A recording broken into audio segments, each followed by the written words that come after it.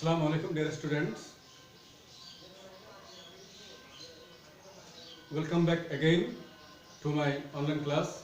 I am Muhammad Hishakan from Hajiga Shukar Nizam High School. This is another part of tech question.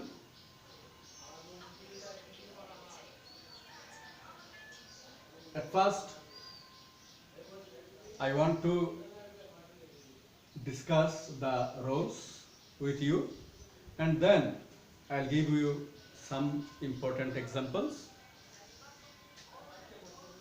Let's start our class.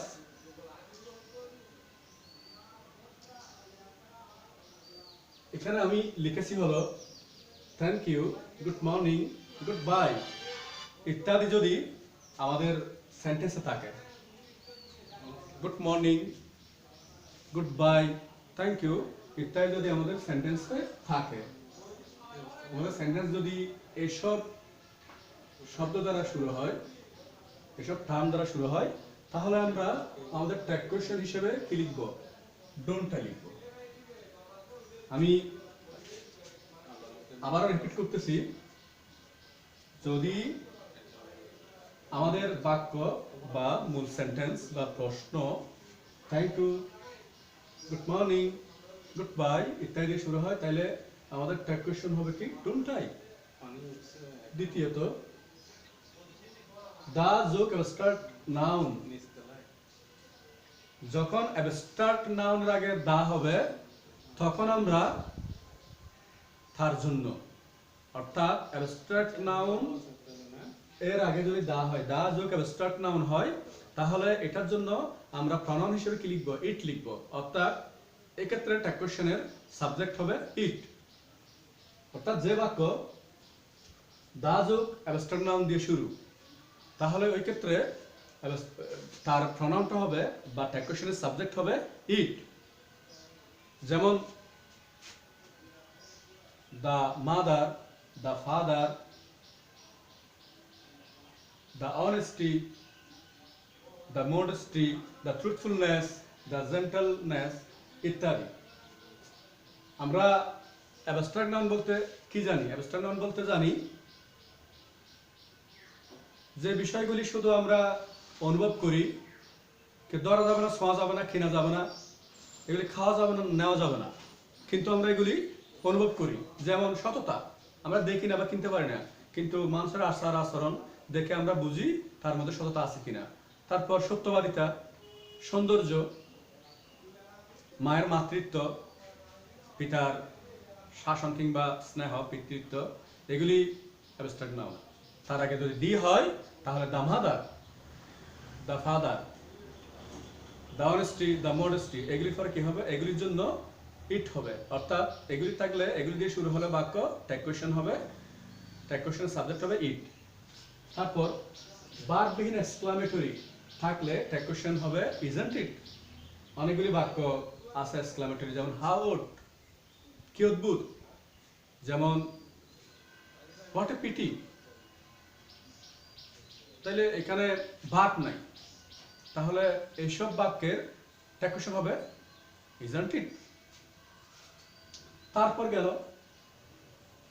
এই number, আমরা আসি train, জাহাজ, দেশ, চাঁদ, পৃথিবী, পৃথিবী দুইবার দেখা হয়েছে, পৃথিবী। তারপর the spring, autumn, autumn, nature, liberty, justice, mercy, charity, love, hope, motherland, boat, bus, launch, এদেরকে ফেমিনিন জেন্ডার হিসেবে আমরা গণ্য করি। বসন্ত, তারপর শরৎ, প্রকৃতি, স্বাধীনতা, ন্যায় বিচার, ক্ষমা, চ্যারিটি, দানশীলতা, লাভ, ভালোবাসা, আশা, মাদারল্যান্ড, মাতৃভূমি, বোট, বাস, লঞ্চ, এগুলিকে আমরা স্ত্রীলিঙ্গ বা ফেমিনিন জেন্ডার হিসেবে গণ্য করি, যার ফলে আমাদের ট্যাগ কোয়েশ্চেনের সাবজেক্ট হবে শি। আমরা এই বিষয়গুলি একদম মুখস্থ করে ফেলবো, মাথায় রাখবো যে এইসব ওয়ার্ড দেখলে, ট্রেন, জাহাজ, দেশ, চাঁদ, পৃথিবী, the spring, autumn, nature, liberty, justice, mercy, charity, love, hope, motherland, boat বা স্লাউন্স এদের আমরা ফেমিনিন জেন্ডার হিসেবে গণ্য করি এবং এদের জন্য আমরা ট্যাগ সাবজেক্ট হিসেবে সি লিখব। তবে এক্ষেত্রে ইট ব্যবহার হতে পারে, সি লেখাই উত্তম, তবে এক্ষেত্রে ইট ব্যবহার হতে পারে। তারপরে সিমিলার আরেকটা রোলস আছে, একটা রোল হলো the sun, summer, winter, fire, war, storm, তারপর সাইক্লোন, আর্থকুয়েক হতে পারে, tidal wave, tidal bore, that ইত্যাদি ম্যাসকুলিন জেন্ডার হিসেবে গণ্য করা হয়। এর মানে হলো সূর্য, গ্রীষ্ম, শীত, আগুন, যুদ্ধ, ঝড়, ঘূর্ণিঝড়, জলোচ্ছ্বাস বা মৃত্যু, এদেরকে ম্যাসকুলিন জেন্ডার হিসেবে গণ্য করা হয়। অর্থাৎ এদেরকে স্ত্রীলিঙ্গ পুল্লিঙ্গ হিসেবে আমরা গণ্য করি, যার ফলে ট্যাগ কোশ্চেনের সাবজেক্ট হবে হি। তবে ইট ব্যবহৃত হতে পারে, যেহেতু দ্য সান, সামার, উইন্টার এগুলির রুক্ষতা, এগুলির শক্তি কিংবা এগুলির অনমনীয়তা, এর জন্য এগুলিকে পুল্লিঙ্গ হিসেবে ধরা হয়। আবার ট্রেন, জাহাজ, সাত, পৃথিবী, স্প্রিং, বর্ষা, শরৎ, তারপরে বসন্ত, মাতৃভূমি, ন্যায় বিচার, প্রকৃতি, এদেরকে আমরা মোলায়েম, এদের কোমলত্ব, এদের নমনীয়তা, এদের নরম বা এদের সুশীতল অবস্থানের জন্য এগুলিকে আমরা ম্যাসকুলিন জেন্ডার, ফেমিনিন জেন্ডার হিসেবে গণ্য করি, অর্থাৎ স্ত্রীলিঙ্গ হিসেবে গণ্য করি। তাহলে এই বিষয়গুলি আমরা বললাম, এখন আমরা উদাহরণ দিতে পারি। কিছু উদাহরণে যাই। Here some examples for you.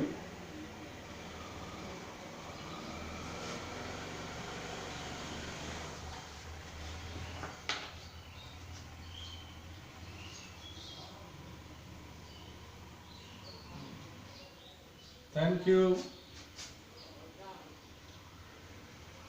Thank you, my friend. What will be the tag question for the sentence? I mentioned in my first role that thank you, good morning, goodbye এসবের ক্ষেত্রে tag question হবে don't I. তাহলে this sentence starts with thank you, so I can write don't I as my tag question. Thank you, my friend, don't I. এখানে thank you দিয়ে শুরু, good morning দিয়ে শুরু হতে পারে বা গুড বাই হতে পারে, তাহলে আমাদের ট্যাগ কোশ্চেন কি হবে ডোন্ট আই। তারপর another example for you, the plus abstract noun, the, তোমাদেরকে বলেছি abstract noun কোনগুলি, যেগুলি আমরা অনুভব করি কিন্তু পঞ্চেন্দ্রিয় দ্বারা, অর্থাৎ ধরা যায় না, ছোঁয়া যায় না, খাওয়া যায় না, কেনা যায় না, নেওয়া যায় না, এইসব বিষয়কে আমরা কি বলি, এইসব বিষয়কে আমরা abstract noun বলি, অর্থাৎ ইন্দ্রিয় অগ্রাহ্য। এগুলিকে লেখার আগে যদি, মানে abstract noun এর আগে যদি আমরা দা ব্যবহার করি, তাহলে কি হবে, আমাদের ট্যাগ কোশ্চেনের সাবজেক্ট ইট হবে the mother rose in her। এখানে the mother rose in her, তার মধ্যে মা জেগে উঠেছে, কার মধ্যে মা জেগে উঠতে পারে না, এটা ভুল। তাহলে বাক্যটার অর্থ কি দাঁড়াবে, এটার অ্যাকচুয়াল অর্থ, the actual meaning of the mother is the affection of mother, the love of mother, the softness of mother, the sincerity, the sacrifice of mother। এখানে the mother বলতে আমরা মায়ের মমতা, মায়ের স্নেহ, মায়ের ভালোবাসা, মায়ের আবেগ, আমাদের জন্য মায়ের যে আত্মোৎসর্গ বা বিসর্জন, সেটাকে বোঝায়। তার মধ্যে মা জেগে উঠেছে, এটা না বলে আমরা যদি এখন এবার বুঝে নিই যে তার মধ্যে মায়ের মাতৃত্ব বা মায়ের স্নেহ লক্ষণীয় বা জেগে উঠেছে, তাহলে ভালো হয়। কারণ এখানে মাদার, ফাদার এদের আগে সাধারণত দা হয় না, আমরা এখানে দা দিয়েছি, তার মানে এখানে মাদারটা হলো অ্যাবস্ট্রাক্ট নাউন, মায়ের স্নেহ, কোমলতা। এটার জন্য কি হবে? ইট হবে। ট্যাকুশন সাবজেক্ট কি হবে? ইট হবে। তাহলে রোজ এটা বারবার ফার্স্ট ফর্ম, সেজন্য আমরা ডিড ব্যবহার করব। বাকিটা যেহেতু হামদক ডিডন্ট হবে। আর দা মাদারের জন্য অর্থাৎ অ্যাবস্ট্রাক্ট নাউন এর আগে দা প্লাস অ্যাবস্ট্রাক্ট নাউনের জন্য ইট হবে। তাহলে ডিডন্ট ইট, ডিডন্ট ইট। অনেক আরো তো দা ফাদার হতে পারে। তারপর দা অনেস্টি অফ খালি Nazrul, but the honesty of Rahim is well known, the honesty এটার জন্য ইট হতে পারে। তারপর verb in exclamatory সেন্টেন্সের জন্য প্রেকশন হবে isn't it, how or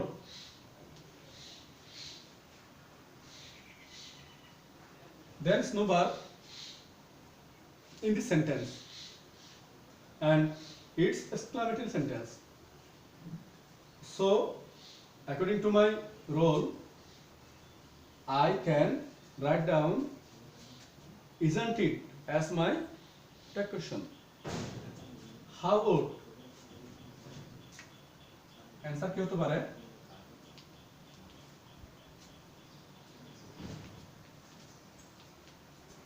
Isn't it?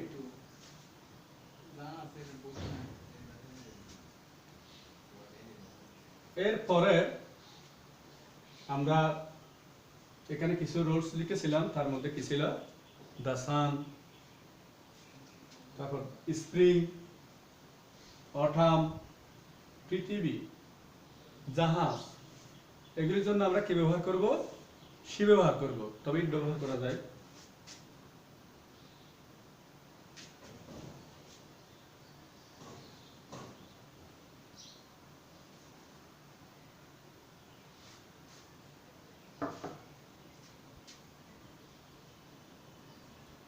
The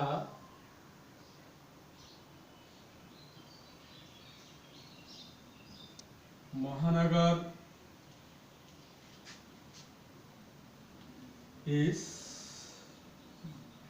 will arrive. The Mahanagar একটা ট্রেনের নাম। তারপর the spring is a king of season. তাহলে এখানে বাক্যটা হা বোধক, তাহলে উইলের সঙ্গে নট হবে, তাহলে দাঁড়ালো কি? ওন দা মহানগর। এটা যেহেতু ট্রেনের নাম, তার জন্য আমরা সি দিতে পারি, ওন সি। এক্ষেত্রে যদি আমরা এইভাবে অ্যান্সারটা দেই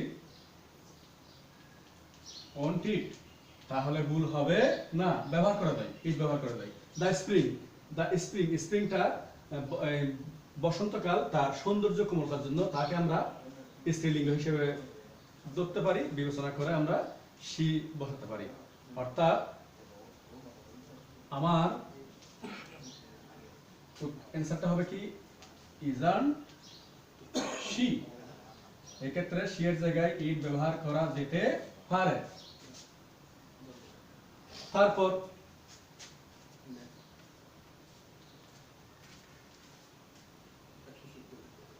তারপর আমাদের পরবর্তী rules, the moon shines at night.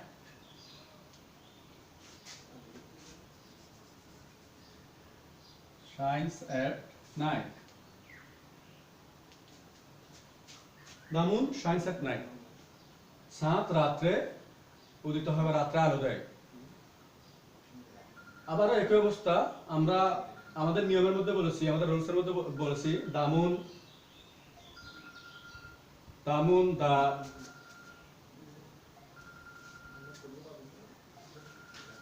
the sun থাকলে হি হবে, আর দামুন থাকলে কি হবে? সি হবে। চাঁদের আলো কোমল এবং স্নিগ্ধ, তাই আমরা সেটাকে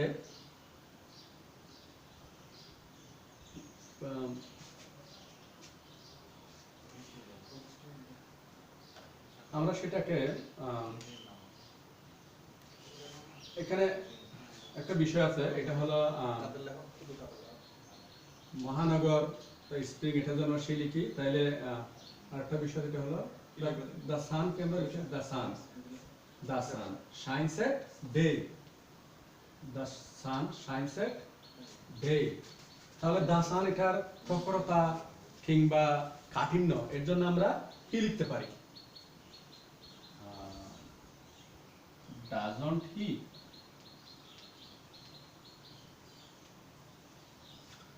ট্রেন, জাহাজ, তারপর বসন্ত, দ্য স্প্রিং, অটাম, তারপর আরো আছে আর্থকুয়েক, আর্থকুয়েক না, টাইডাল বোর্ড, তারপর নেচার, লিবার্টি, জাস্টিস, এইসব শব্দগুলি তাদের কোমলতার জন্য, ন্যায়পরায়ণতার জন্য এবং তাদের ভালো দিকের জন্য, স্নিগ্ধতার জন্য আমরা সে ব্যবহার করতে পারি। আর দ্য সান, সূর্যের প্রখরতা আছে, তার জন্য আমরা হি ব্যবহার করতে পারি। তারপর আমরা আরো কিছু বিষয় এখানে লিখেছিলাম, একটু ভালো করে মাথায় রাখবো সেগুলি। যেমন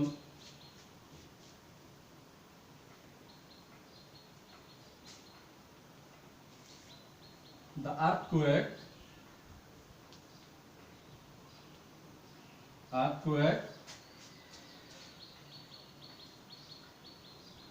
destroyed everything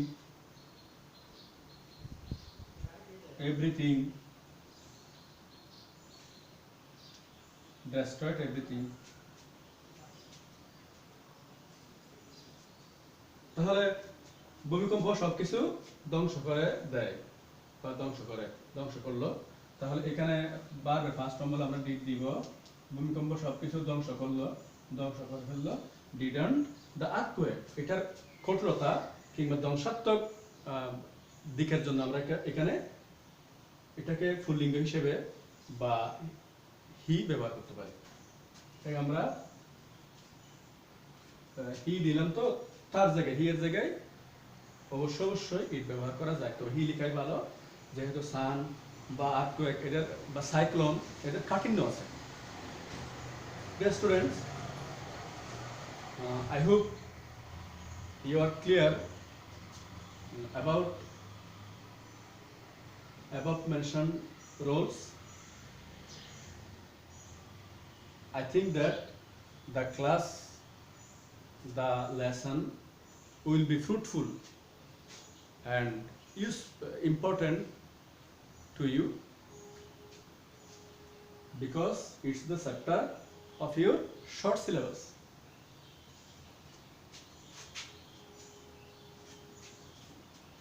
At the last of my class,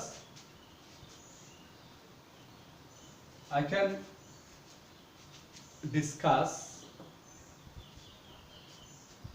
another role.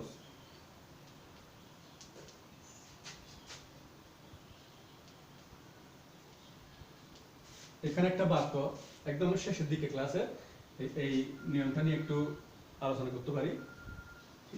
এখানে হি হ্যাড নাকি হি ইউড খেয়াল করতে হবে। যখন আমাদের এই অবস্থা, এখানে বারটা কিন্তু অবিকৃত অবস্থায় রয়ে গেছে। যদি এখানে অ্যাপোস্ট্রফি পরে যদি এটা এটার মানে, এই ডি এর মানে যদি এখানে হেড হতো, তাহলে কি দাঁড়াতো? বারের পাস্ট পার্টিসিপল হতো।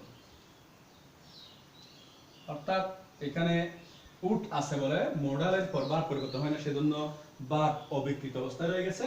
আর এখানে হেড আছে বলে বারের পাস্ট পার্টিসিপল হয়ে গেছে। আমাদের বুঝতে হবে এই ওয়ার্ডটার পরে আমাদের ভার্বের অবস্থানটা কি, ভার্ব কি বেস ফর্মে আছে নাকি পাস্ট পার্টিসিপল ফর্মে আছে। তাহলে এখানে কি হবে? উট হবে, যেহেতু বার পরিবর্তন হয় তাহলে মোডাল উট হবে, উট বাক্যটা হাবুদক, তাহলে wouldn't there.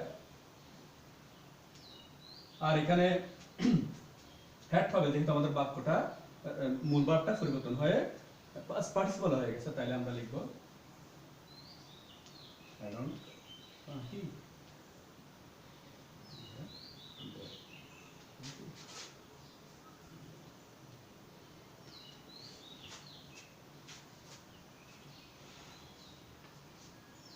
Thank you,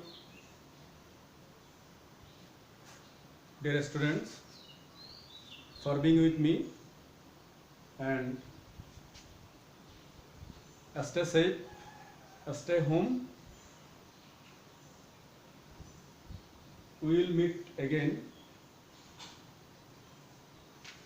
with another lesson from your short syllabus. Inshallah. Assalamu alaikum wa rahmatullah.